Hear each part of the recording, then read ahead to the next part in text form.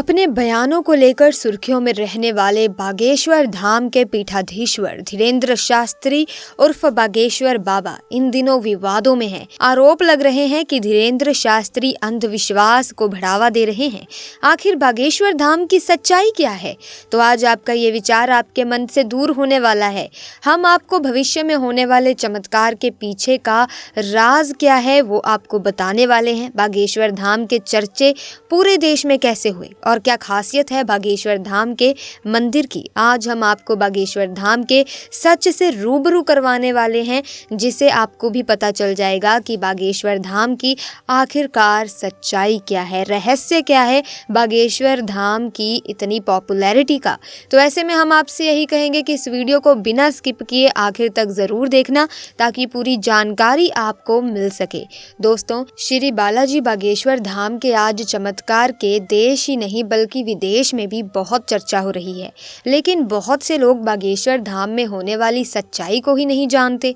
बागेश्वर धाम की अगर सच्चाई की बात करें तो हम आपको बता दें कि बागेश्वर धाम के महाराज श्री धीरेन्द्र कृष्ण शास्त्री, जिनको आज पूरे देश बालाजी सरकार के नाम से जानते हैं, इनकी पॉपुलैरिटी का आलम यह है कि ये सामने मौजूद व्यक्ति के मन में क्या चल रहा है और उसकी क्या परेशानी है उसके बिना कहे ही जान लेते हैं। ऐसे में बागेश्वर धाम मंदिर की विशेषता यह है कि यहाँ आए भक्तों की हर मनोकामना पूरी होती है और समस्याओं का समाधान भी होता है। मान्यता है कि बालाजी महाराज और सन्यासी बाबा की कृपा से सब सिद्ध हो जाता है। बागेश्वर धाम में धीरेन्द्र शास्त्री से पहले उनके दादाजी भगवान दास गर्ग दरबार लगाया करते थे। धीरेन्द्र शास्त्री ने दादाजी के शरण में अपना बचपन व्यतीत किया और दादा के साथ ही धार्मिक गतिविधियों से जुड़ गए। साथ ही साथ वे दरबार भी लगाने लगे और जन कल्याण के लिए काम करने लगे। इस तरह से धीरेन्द्र शास्त्री को सिद्धि प्राप्त हुई। आपको बता दें कि बागेश्वर धाम सरकार का असली नाम धीरेन्द्र कृष्ण शास्त्री है। इनका जन्म छतरपुर के छोटे से गांव घड़ा में हुआ था।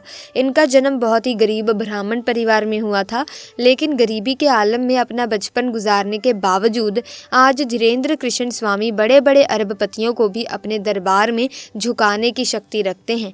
कहा जाता है कि धीरेन्द्र कृष्ण स्वामी हनुमान जी के परम भक्त हैं और 12 साल की छोटी सी उम्र से ही इन्होंने बालाजी यानी कि हनुमान जी की सेवा शुरू कर दी थी। इनका पूरा ध्यान भगवान की सेवा में ही लगा रहता था और सालों तक किसी तरह तपस्या करने के बाद धीरेन्द्र कृष्ण स्वामी को कुछ ऐसी शक्तियां प्राप्त हुई जिनकी मदद से आज ये सामने मौजूद व्यक्ति के बिना बताए ही उनकी परेशानियां समझ जाते हैं और उसे पर्चे में लिख देते हैं। बागेश्वर बाबा ये तक समझ जाते हैं कि आप सच कह रहे हैं या नहीं। इनके द्वारा लिखा एक एक शब्द 100% सत्य होता है, जिसका सबसे बड़ा प्रमाण ये है कि आज तक कोई भी इन्हें झूठा साबित नहीं कर पाया। असल में होता यह है कि जिस किसी की भी अर्जी को बालाजी सरकार स्वीकार कर लेते हैं, उस व्यक्ति को या फिर उसके परिवार के किसी भी व्यक्ति को लगातार सपने में बंदर दिखाई देते हैं और ये कोई मन की बनाई गई बात नहीं है। जिन सब की अर्जियां लगी हैं उन सब ने इस बात को स्वीकार किया है। हालांकि मीडिया वालों को कहाँ लोगों की बातों पर विश्वास होता है, वो तो सब अपनी आंखों से देखना चाहते हैं। इसी चक्कर में बहुत से ऐसे मीडिया वाले हैं जो भक्त बनकर भीड़ में इकट्ठा हो जाते हैं ये देखने के लिए कि इनके दरबार में आखिर होता क्या है। लेकिन जब मीडिया वाले दरबार में गए तो ये देखकर हक्के बक्के रह गए कि बागेश्वर बाबा ने उन्हें पहचान लिया था और उनकी पोल लोगों के सामने खोल दी। इस पूरे इंसिडेंट को देखने के बाद मीडिया वाले भी बालाजी सरकार के सामने नतमस्तक हो गए। जैसे ही ये बात लोगों के सामने आई, हर कोई ये देखकर दंग रह गया कि कैसे एक जवान बाबा ने बड़े बड़े सबके कान काट रखे हैं। धीरेन्द्र कृष्ण शास्त्री कहते हैं कि उन्होंने बालाजी महाराज की मदद से अब तक लाखों की जिंदगी संवारी है। बागेश्वर धाम सरकार की कृपा अपरंपार है, तभी तो जो कोई भी इनके दरबार में आता है वो कभी भी खाली हाथ नहीं लौटता। सच्चे दिल से मांगी गई दुआ को बालाजी महाराज जरूर पूरा करते हैं, इसीलिए उनके दरबार में भक्तों का तांता लगा रहता है। हर कोई बस एक ही मनोकामना करता है कि कैसे भी करके मेरी अर्जी लग जाए और बागेश्वर सरकार उसे खुद अपने पास बुलाएं। दोस्तों, कई महिलाएं तो इनके खूबसूरत चेहरे को देखकर इन पर आकर्षित हो जाती हैं। अब उनकी जगह कोई दूसरा बाबा होता तो वो इस बात का ज़रूर फ़ायदा उठाता, लेकिन बागेश्वर महाराज ऐसे नहीं हैं। उन्होंने हज़ारों लोगों के सामने इस तरह की महिलाओं को अपनी माँ और बेटी कहकर सम्मानित किया है। वैसे तो ये अपने गाँव में दरबार लगाते ही हैं, लेकिन दोस्तों इसके अलावा ये दूसरे राज्यों और अन्य ज़िलों में भी अपना दरबार सजाते जाते हैं। ऐसी स्थिति में वहाँ भी बड़े बड़े मीडिया कर्मी और पत्रकार बागेश्वर सरकार की परीक्षा लेने की कोशिश करते हैं। ये नौजवान जुगत माथे पर तिलक लगाकर आखिर लोगों को फंसा रहा है, या फिर वाकई में इसके अंदर कोई दिव्य शक्तियां हैं, जिसकी वजह से दोस्तों एक बार तो बागेश्वर महाराज जी की तरफ से पत्रकारों को चैलेंज दिया गया, जिसमें पत्रकारों को हार का सामना करना पड़ा, क्योंकि अपने दरबार में आने वाले हर शख्स के मन में क्या चल रहा है उसका ज्ञान बागेश्वर सरकार को बखूबी रहता है।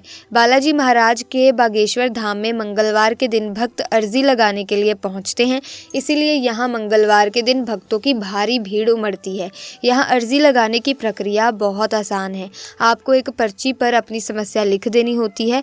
इसके बाद पर्ची को कपड़े में नारियल के साथ बांधकर यहाँ परिसर में रख देना होता है। परिसर में आपको लाल, पीला और काले रंग के कपड़े में बंधे हुए नारियल मिलेंगे। इसका कारण ये है कि अर्जी सामान्य होने पर लाल कपड़े में नारियल बांधी जाती है, शादी विवाह से जुड़ी अर्जी होने पर पीले रंग के कपड़े में नारियल बांधे जाते हैं, और अगर भूत प्रेत बाधाओं से जुड़ी अर्जी हो तो नारियल को काले रंग के कपड़े में बांधा जाता है। यदि आप किसी कारण बागेश्वर धाम नहीं पहुंच सकते तो अपने घर के पूजा मंदिर में भी इसी प्रक्रिया के अनुसार अर्जी लगा सकते हैं। घर से लगाई गई अर्जी भी बालाजी महाराज जरूर स्वीकार करते हैं। पंडित धीरेन्द्र कृष्ण शास्त्री के अनुसार अगर आपने श्रद्धा पूर्वक अर्जी लगाई होगी तो बालाजी महाराज इसे जरूर स्वीकार करते हैं। आपकी अर्जी स्वीकार हुई है या नहीं, इसका पता आपको सपने से चलता है। अर्जी स्वीकार हो जाने पर लगातार 2 दिन तक आपको या घर के किसी भी सदस्य को सपने में बंदर दिखाई देंगे। अगर सपने में केवल एक ही दिन बंदर दिखे तो समझिए कि आपकी अर्जी पहुंच चुकी है लेकिन स्वीकार नहीं हुई है। वहीं अगर सपने में बंदर ना दिखे तो फिर से मंगलवार के दिन इसी प्रक्रिया से अर्जी लगाएं। 12 साल की छोटी सी उम्र में जहां बच्चे अपने घर का पता तक नहीं बता पाते, उस उम्र में ये दिन भर हनुमान चालीसा का पाठ किया करते थे, और इस नियंत्रण जाप ने इनकी बुद्धि को इतना ज़्यादा प्रबल बना दिया कि आज ये उस स्तर पर पहुंच गए हैं जहां इन्हें लोगों की बात को समझने में रत्ती भर का समय नहीं लगता, और ये जो कुछ भी कह देते हैं वो पत्थर की लकीर हो जाता है जिसका सच होना तय है। और इसीलिए इसके 1 या 2 नहीं बल्कि इसके कई सारे एग्जाम्पल्स दिए गए हैं। लेकिन दोस्तों, इनके दरबार में आया हुआ हर भक्त सच्चे मन से आया हो ये ज़रूरी नहीं है, क्योंकि कुछ लोग अपनी बुरी नीयत को पूरा करने के लिए भगवान का सहारा चुनते हैं, और जब इनके दरबार में ऐसा कोई इंसान आता है तो ये दूर से ही उन्हें पहचान कर उनके मन की गंदगी को लोगों के सामने साफ जाहिर करते हैं, ताकि कोई भी ईश्वर के दरबार में बुरी नीयत के साथ ना आए। पहले तो ये सिर्फ राम कथा ही करते थे, लेकिन फिर ये झाड़ फूक का काम भी करने लगे, जो हर लोगों के अंदर मौजूद बुरी शक्तियों को अपनी एक फटकार से भगा देते हैं। लोगों का ऐसा कहना है कि जो कोई भी भूत प्रेत की शिकायत लेकर इनके दरबार में आता है वो हमेशा हमेशा के लिए ठीक हो जाता है। ऐसे में प्रिय दर्शकों, क्या आप पहले कभी बालाजी सरकार के दर्शन करने के लिए बागेश्वर धाम गए हैं या नहीं, कमेंट्स में ज़रूर बताना। और अगर आप भी सच्चे सनातनी हैं और अगर आप भी बालाजी महाराज के भक्त हैं तो कमेंट्स में जय श्री बालाजी महाराज ज़रूर लिखें। साथ ही वीडियो को लाइक करें, शेयर करें, चैनल को सब्सक्राइब करके बेल आइकन को प्रेस करें ताकि नए वीडियोस की अपडेट आपको मिलती रहे। आपका बहुत बहुत धन्यवाद।